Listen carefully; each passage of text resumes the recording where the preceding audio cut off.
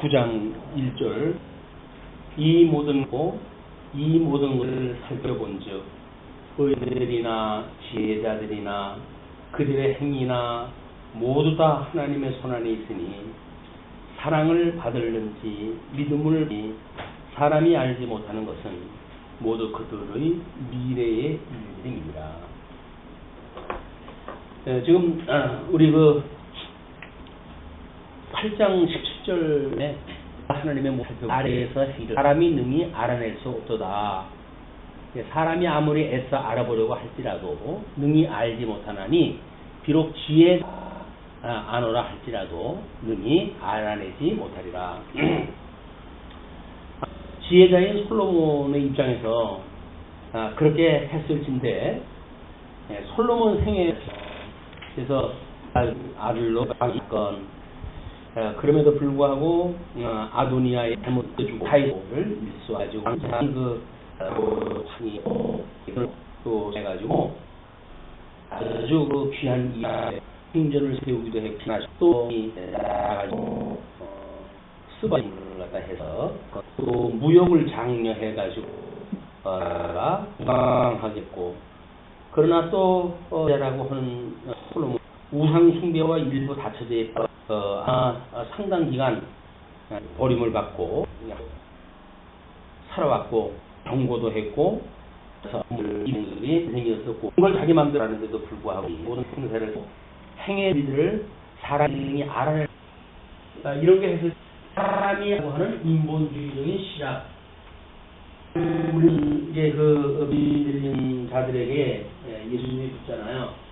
어떤 귀신을 했을 때 그를 쫓아낼 방법이 없다는 거예요. 그냥 하나님의 계획이 무엇인가를 우리가 알아보는 일, 예수님이 아무리 지혜를 가지고 할지라도 이것이 하는 거예요. 그를 능히 알아내지 못했다 이렇게 이야기합니다. 그렇게 해서 일제에 연결되는 것이 이 모든 것을 내가 마음에 두고 이 모든 것을 살펴본즉 의인들이나 지혜인이나 하나님 손 안에 있으니 사랑을 받을는지 미움을 받을는지 사람이 알지 못하는 것은 모두 그들의 미래의 일들입니다. 그래서 우리 구원론의 아주 근본적인 그 부분일 수가 있어요. 우리가 이게 사람의 지혜를 따라가지고 구하는 것이 이것이 종교라고 이야기합니다. 해 아래 종교, 모든 종교가 하나님한테 구원을 받고자 이렇게 시도를 하고 그러는데 이것이 하나님께로부터 부르시지 않으면 이게 이루어질 수가 없는 거예요. 그냥 해 아래의 종교를 가지고 뭐 구원을 이야기한다든지 이런 그 이야기들은 영향가가 없는 이야기입니다. 우직스럽고 뭐 이렇게 할지라도 오직 하나님의 뜻을 우리가 분별하고 공부하는 일이 이것이 가장 지혜로운 방법이다. 그런데 이단자들이 공부하는 걸 보면 무섭게 공부를 갖다 해요. 성경을 공부하는 것에 이게 있는 것이 아니라 과연 믿음의 선배들은 이것을 어떻게 살아왔고 어떻게 해석을 해왔고 또 우리는 그거에 어떻게 그 방향을 유지하면서 하나님에 대한 성경에 대한 내용을 통해가지고 하나님에 대한 지식을 배우는데 우리가 목적을 두고 살아갈 수 있는가라고는 건전한 우리 이 개혁교회에서 이야기하고 있는 성경관이나 이 종교관이나 이런 것들에 의해 가지고 정리가 되질 않으면 열심히 공부하는 거에 포커스를 맞춰주게 되면 이단이 더 많이 공부를 해요. 그러면 그것도 안 되는 소용없는 일 아니에요. 그렇기 때문에 우리들이 어디에다 포커스를 맞춰야 되느냐 이런 건 매우 중요하다 하는데 그렇다고 해가지고 또 보편화되어져 있는 현대 어떤 기독교 문화에 우리가 편성하게 되어지게 되면 이루 말할 수가 없어요 또. 근데 그 사람들이 나름대로 종교 우리 개혁당지만 하더라도 이 알미니안주의하고 칼빈주의하고는 사실은 이단 처리되어졌던 그런 그 신학적인 논쟁이 있는 데거든요. 근데 지금은 함께 살잖아. 함께 살고 그리고 이들이 만들어내는 것이 뭐냐면 너무 자기네만 옳다고 하는 그 잘못되어지기 쉽겠어요. 그리고 그건 이단이 되어지기 쉽다 이렇게 이야기해요. 왜? 모든 이단이 자기네들이 옳다고 그러니까. 그러니까는 우리가 정말 성경이 말하는 그런 그 성경이 어디에 있고 우리가 개혁교회라고 한다면 개혁교회의 원천이 되어졌던 삶의 그런 그 신관이 어떻게부터 시작이 되어졌고 칼빈에 앞서가지고 어거스틴은 어떠한 신간을 가지고 이 성경 진리를 지켜왔고, 그래서 이 2000년이라고 하는 긴 세월을 통해 가지고 어떤 적통으로 우리가 이런 그 하나님에 대한 것을 공부했던 또는 추구했던 그런 믿음의 선배들의 궤적으로 받는 일이 그래서 중요하다는 이야기예요. 그걸 우리가 전통이라고 이야기를 하고, 이 전통을 이어받아 가지고 우리가 갖는 성경관하고 이걸 합친 것을 우리가 정통주의라고 이렇게 이야기한다. 그런데 정통주의라고 하는 것은 적어도 칼빈의 종교개혁 정신으로부터 시작되어지는 여기에 기초가 되지 않으면 장로교회가 아니고서는 어려운 거예요. 장로교회인데도 불구하고 신정통주의를 만들어내는 사람들이 또 있잖아요. 이것이 통합 측의 이치란 말이에요. 그러니까는 결국은 하나님의 그 말씀을 정말 종교개혁자들이 피 흘려가지고 세워놨던 그런 그 진리의 궤적이 이렇게 보편을 시간이 가면서 뭐 훼손되어지고 또는 다른 거하고 야합되어지기도 하고 또는 뭐 자유주의와 영합하기도 하고 이런 변고가 만들어진단 말이에요. 이게 끊임없이 변화가 되어지니까. 근데 이것이 우리가 아무리 이런 그 일들이 현재 뭐 많은 다수가 가는 길이 있다고 할지라도 믿음의 선배들이 가는 길이 아니면은 그 길을 딱 하면 위험해요. 그러니까는 우리가 이제 교회를 정할 때 어느 그 교파냐 뭐 이런 걸 따지는 거는 사실은 그분의 그 가르치는 목사의 신학을 우리가 파악을 할 수가 없잖아요. 이걸 한두 번 들어가지도 몰라요. 맨날 똑같은 성경 가지고 이야기를 하는데 그걸 뭐 공부를 갖다 아는 사람이 어떻게 분별하다 합니까? 그냥 우리 내가 보편적으로 봤을 때 상식적으로 맞으면 잘 이야기한다 이렇게 이야기를 하지. 그러니까 교파를 물어보라는 이야기고, 그리고 그 교회에서만의 성도가 되는데 이적을 했다 할 때에도 목사님들이 추천했다 하는 이유가 이런 거예요. 그래서 그런 자기네 전통적인 그런 그 어떤 교육이 되어진 사람들에게 교회가 가야 성경을 잘하니 못하니 그거는 자체하고라도 성경을 보는 관점이 일단 이게 오라야 되니까 그렇게 했을 때 상당히 중요한 그런 것이 있다. 근데 우리는 세상에 이제 완전히 다 섞어보자 버렸잖아요. 섞어치게. 그냥 뭐 어떤 말씀을 딱 듣고 저 말씀은 뭐 좋네 라고 우리가 분별할 수가 없어요. 목사들도 마찬가지입니다. 아무리 뭐 강론을 들어봐도 그렇게 좋고 뭐 했던 그런 것이 뭐 몇 삼 년 지나가고 나니까 이단이더라 이렇게 밝혀지고 그래요. 나중에 그냥 한두 문제 가지고 우리가 공부할 수도 없는 거고, 또 그분을 갖다 안다고 하는 것이 한두 번 들어가면 몰라요 이게. 그렇기 때문에 이 말씀이라고 하는 건 오랜 시간을 통해 가지고 검증되어지고 확인되어지고 또 우리 삶 속에서까지도 이것이 익힌 공부를 통해 가지고 검증되어지는 일이기 때문에 신앙생활은 이리 옮기고 저리 옮기고 해가지고 아무것도 안 되는 겁니다. 오랜 시간을 거쳐가지고 이제 이렇게 돼야 되는데 세상이 그걸 이렇게 허락을 안 해요. 끊임없이 비워나무쌍하게 이제 몰아치고 이제 되어지기 때문에 이런 그 되어지는 일을 솔로몬의 일에서는 그런 걸 알 수가 없다고 이렇게 이제 고백을 하는데, 아마 우리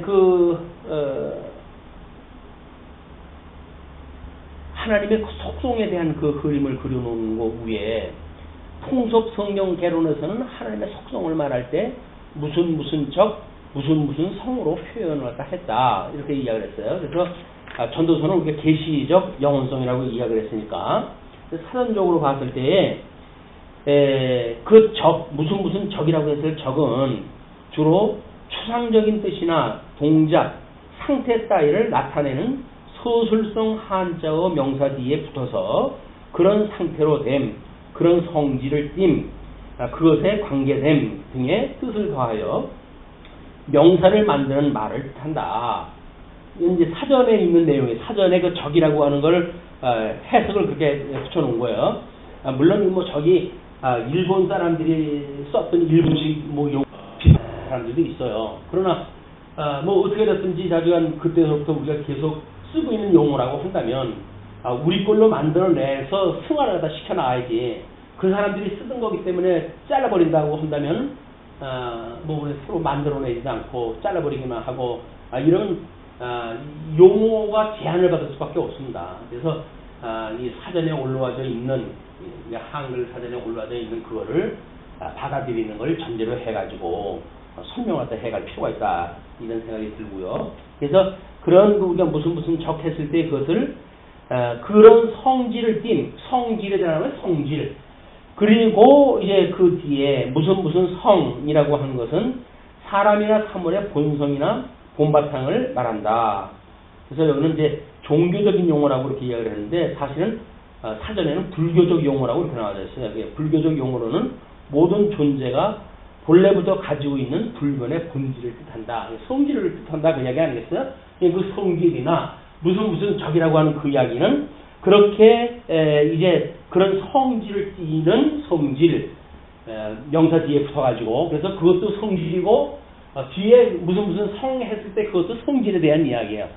그런데 하나는 우리가 본질이라고 하는 측면에서 초월적인 또는 절대적 또는 하나님의 비공유적 이런 그 속성으로 우리가 구분하다 했고 이제 하나는 그냥 이렇게 명사를 바꿔가지고 그런 성질을 띠임한 거는 내재적 또는 공유적 속성이라고 하는 그거를 이렇게 차별을 구분하다 해가지고 우리가 지금 하나님의 속성을 두 가지의 속성을 다 설명하다 해가고 있다. 왜냐하면 과거에 어떤 비공유적 속성에 대한 것만 언급을 하고 공유적 속성을 무시한 그런 그 일들로 인해 가지고 우리는 하나님에 대한 오해가 만들어지는 거예요. 그 하나님의 오해는 초월되어지는 하나님의 속성을 우리가 안다고 하는 그거는 너무 멀잖아요. 우리는 지금 땅에 살고 있는데 너무 멀기 때문에 중보자 되신 예수님이 참 사람의 몸을 입고 이 땅에 오셨다고 한다면 그런 내재적 속성에 대한 걸 우리가 잘 알고 그렇게 해야 우리 예수님의 형상을 닮아가는 성도들이 그런 그 공유적 속성 또는 내재적 속성을 가지고 우리 그 예수 그리스도를 믿음으로 해가지고 우리 아버지를 이런 그 초월되어진 그 속성을 가지고 있는 아버지를 경외하게 되어지는 이런 본문을 공부하는 데 매우 유익하다고 생각이 듭니다. 근데 교회신학적으로 이제 비공유적 속성이나 공유적 속성이라고 하는 것이 이것이 교회신학에서는 다 언급이 되어지는데도 불구하고 그런 걸 띄어내므로 해가지고 나타나는 현상들이 부작용이 만들어졌고 우리가 통섭성경 개론이라고 하는 어떤 성격을 구분하다 할 때에 교회신학을 관점에서 이런 걸 무조건 잘라버린다는 것도 좋지가 않기 때문에 이 두 가지의 속성을 다 집어넣었다. 이렇게 보시고 그 도해를 이해로 하셨으면 좋겠어요. 그리고 이제 9장에 넘어가가지고요. 9장 9절의 이야기가 있습니다. 내 헛된 평생의 모든 날, 곧 하나님이 해 아래에서 내게 주신 모든 헛된 날에 내가 사랑하는 아내와 함께 즐겁게 살지어다. 그것이 내가 평생에 해 아래에서 수고하고 얻은 내 몫이니라. 현실에서 이야기해요. 저주받은 인간들이 하나님 앞에 어떻게 살아갈 것인가에 대한 그런 그 이야기를 갖다 소개하다 했고, 그러므로 해가지고 지금 그 9장 1절부터 10절까지 내용이 한쪽 가로 2번으로 해가지고 현실의 계시적 가치라고 이렇게 제목을 붙여놨어요. 얘는 한쪽 가로 1번에 신비한 하나님의 섭리와 그 다음에 한쪽 가로 2번에 현실의 계시적 가치 두 가지를 묶어내는 것이 경외하는 자의 형통이라고 해가지고 8장부터 9장 12절까지 그 제목을 잡았다. 그냥 현실의 계시적 가치라고 하는 그 이야기는 지금 이 저주받은 땅에서 살아가는 성도들이 사람들이 어떻게 하나님을 배우고 살아가는 것인가라고 하는 것을 이야기를 한 거예요. 그래서 그 그림을 중생인의 존재와 소유의 관계로 이렇게 구분해서 지어놓은 겁니다. 그래서 이제 우리는 중생이라고 하는 것이 예수 그리스도로 말미암아 영생을 얻은 우리의 존재 문제란 말이에요. 그렇기 때문에 우리는 어떤 일반 종교인들처럼 행위라든가 열매의 목적을 두거나 신앙생활의 그런 관점으로 본다는 이야기는 결국 소유의 관심을 가지고 있는 거나 지대가 없어요. 그래서 우리가 이 존재냐 소유냐라고 하는 그런 그 문제도 결국은 계시적인 관점으로 우리가 하나님에 대한 또는 성경에 대한 이런 거 공부를 갖다 했을 때 목적 가치를 이룰 수가 있으나 거기서 어떤 뭐 우리의 적용이라든가 이런 이름으로 해가지고 이렇게 살아야지 저렇게 살아야지 하는 일 중심으로 기능 중심으로 해석을 하게 되어지게 되면 결국 수단 가치에 머무게 되어진다. 그래서 존재와 소유의 문제를 그렇게 구분하다 했고요. 물론 우리가 성령의 법과 사망의 법으로 보았을 때 성령의 법이라고 하는 것은 성령의 소욕에 의해 가지고 이끌림을 받는 것이고 사망의 법에 의해서는 육체의 소욕에 의해 이끌림을 받는 두 마음을 가지고 있는 성도입니다. 중생인. 그 중생인이라고 하는 그런 우리들은 두 마음을 가지고 있기 때문에 끊임없이 성령의 소욕을 따라서 성령의 법을 따르는 이런 거 성도이기를 우리는 소망을 가져야 돼. 끊임없이. 그것이 성령의 법을 따르느냐 사망의 법을 따르느냐에 대한 그런 문제가 됩니다. 그래서 성령의 법을 따르는 사람들은 결국은 신앙생활을 하게 되어지고 사망의 법을 따르는 사람들은 종교생활에 머무를 수밖에 없어요. 그래서 그 성령의 법에 의해 가지고 신앙생활을 하는 사람들은 성령의 소욕을 따라 가지고 영적 예배를 우리가 드리게 되어지고 그러므로 평안과 지족을 알게 되어지는 마음을 갖게 되어지지만 사망의 법에 따라 가지고 종교생활을 하는 사람들은 육체의 소욕을 따라 가지고 구습을 쫓는 이런 삶을 살 수밖에 없습니다. 그러나 여전히 인간의 행위의 어떤 그 방점이 지켜져 있기 때문에 끊임없이 불안하고 불만의 그런 마음을 가지고 살아갈 수밖에 없는 것이 이 해 아래에다가 목적을 두고 살아갈 때 나타나는 현상들이에요. 그래서 우리가 지금 살아가는 거는 계시 세계 속에 살아가고 있죠. 그래서 이 계시 속에 우리가 살아가고 있지만 우리들은 이 믿음이라고 하는 그 관점으로 해가지고 이 믿음으로 살아가는 성도들은 하나님의 영원히 보여주는 영원한 세계, 이 영원한 세계를 바라보면서 살아가는 세계란 말이에요.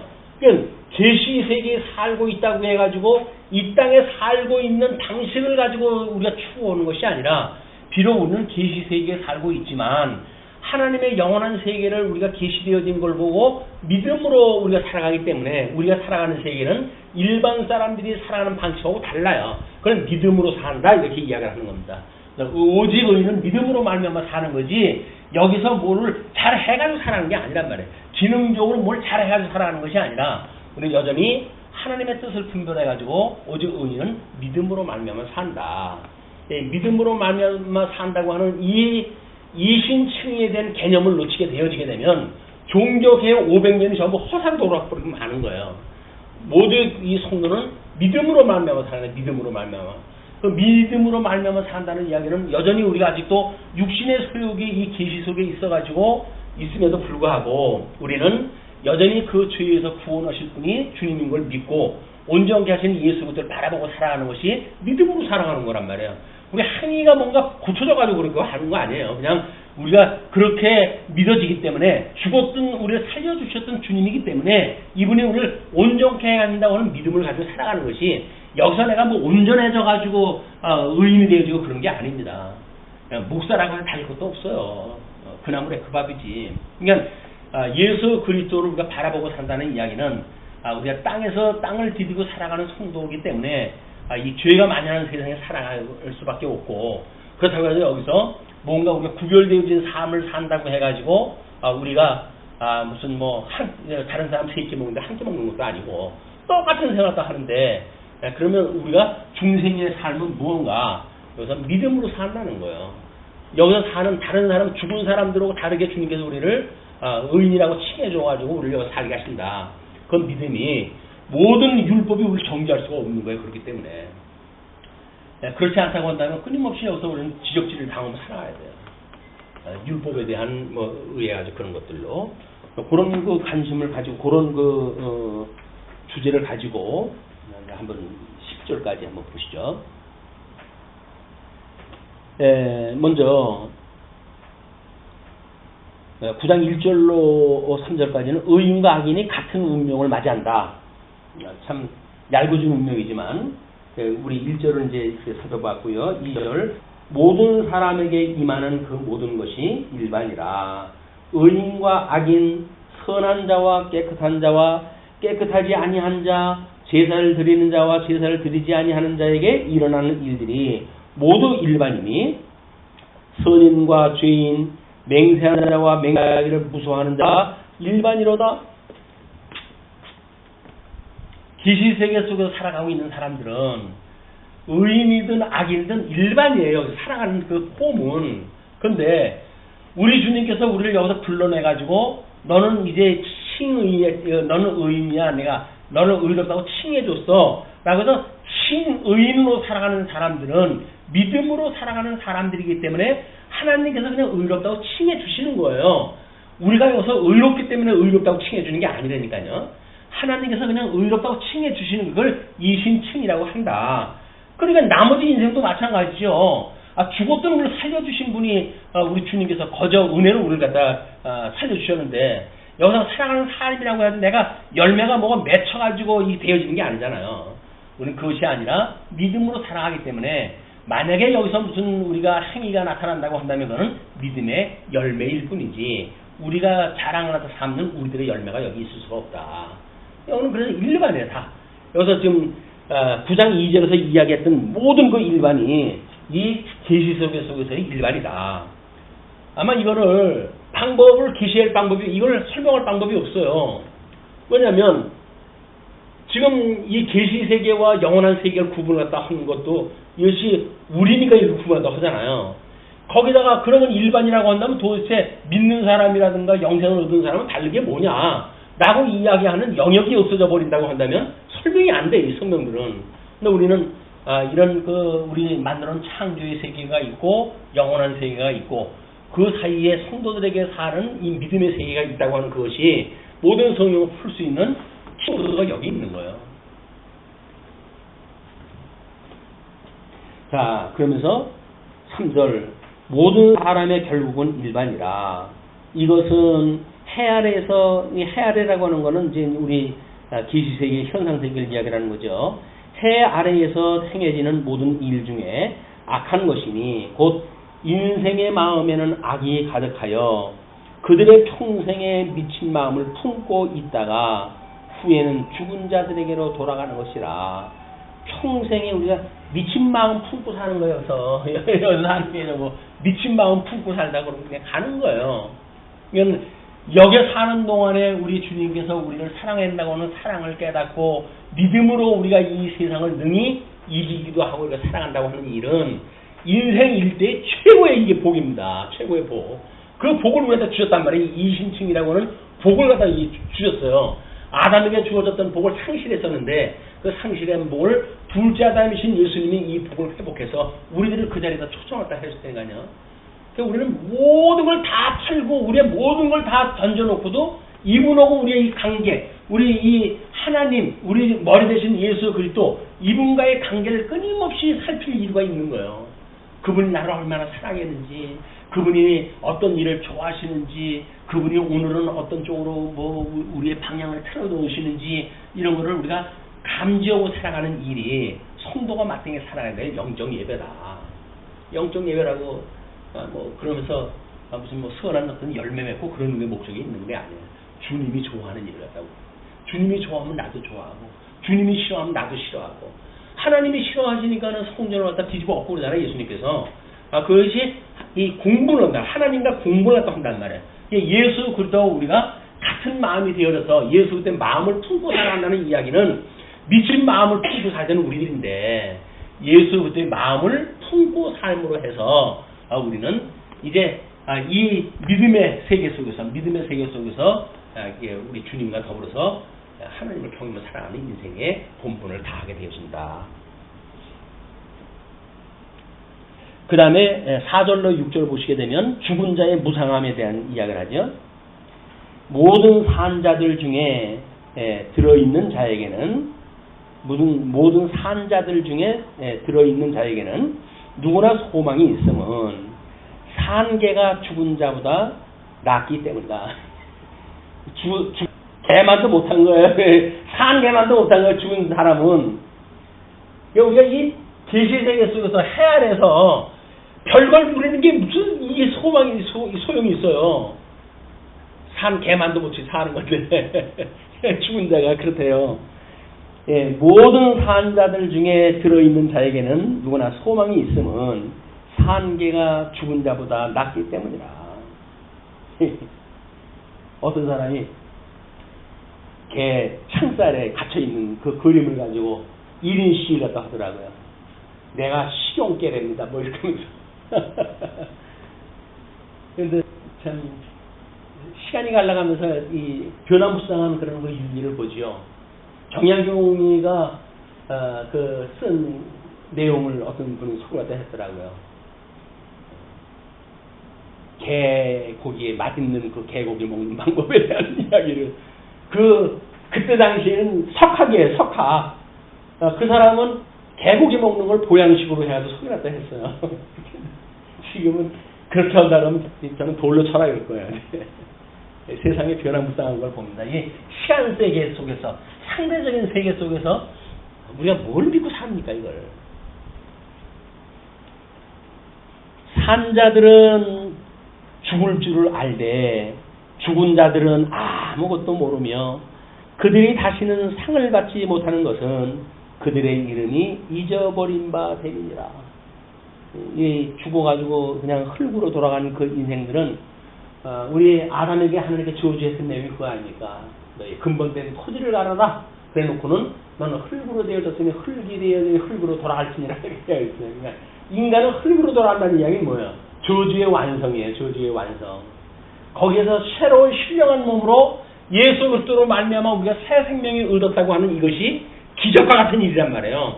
흙으로 돌아가는 인생이 새로운 우리가 몸을 입고 이거 살아간다는 것이 얼마나 이게 놀라운 일입니까?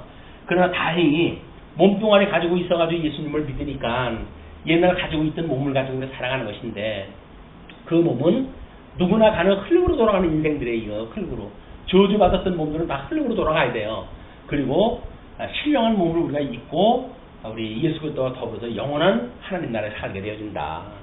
이 저주받은 몸뚱아리를 가지고 이걸 가지고 또 누가 크냐 작으냐 이거 가지고 하는 것도 웃기는 얘기 아니에요. 저주받은 몸뚱아리 가지고 폼 잡고 안 잡고. 자, 그리고 6절 그들의 마음과 미움과 시기도 없어진 지 오래이니 그것도 살아있으니까 사랑과 미움과 시기도 있지.